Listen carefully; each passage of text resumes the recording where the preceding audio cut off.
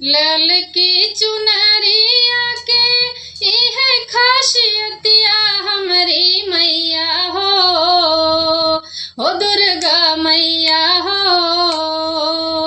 लाल की चुनरिया जान मारे हमारी मैया हो।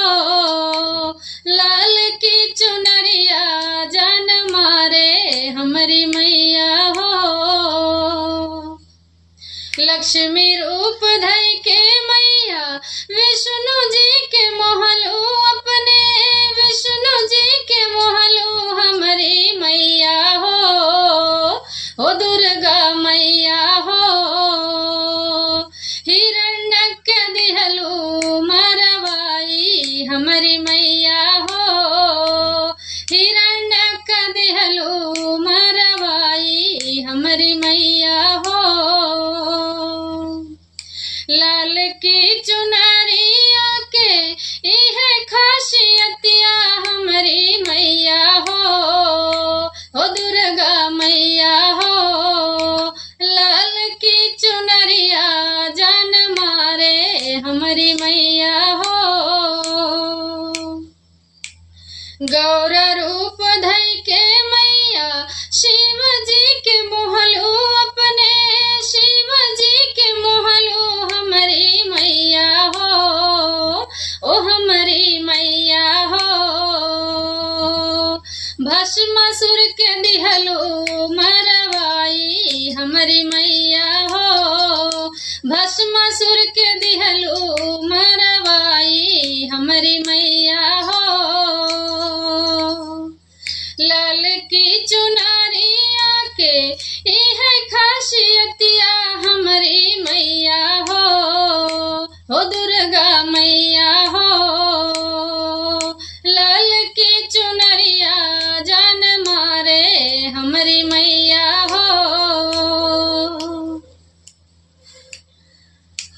सीता रूप धई के मैया राम जी के मोहलू अपने राम जी के मोहलू हमारी मैया हो दुर्गा मैया हो।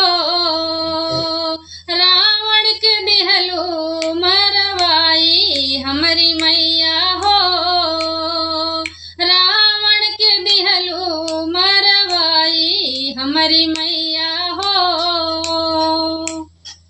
लाल की चुनरिया के इहे खासियतिया हमारी मैया हो दुर्गा मैया हो। लाल की चुनरिया जान मारे हमारी मैया हो। लाल की चुनरिया जान मारे हमारी मैया हो। राधा रूप धई के मैया कृष्ण जी के मोहलू अपने कृष्ण जी के मोहलू हमारी मैया हो दुर्गा मैया हो। कंस के दिहलू मरवाई हमारी मैया हो। कंस के दिहलू मरवाई हमारी मैया हो। लाल की चुनरिया के इहे खासियतिया हमारी मैया हो दुर्गा मैया हो। लाल की चुनरिया जान मारे हमारी मैया हो। दुर्गा रूप धई के मैया भक्तन के मोहलू सब भक्तन के मोहलू हमारी मैया हो दुर्गा मैया हो। महिषासुर के दिहलू निपटाई हमारी मैया हो। महिषासुर के दिहलू निपटाई हमारी मैया हो। लाल की चुनरिया के इहे खासियतिया हमारी मैया हो दुर्गा मैया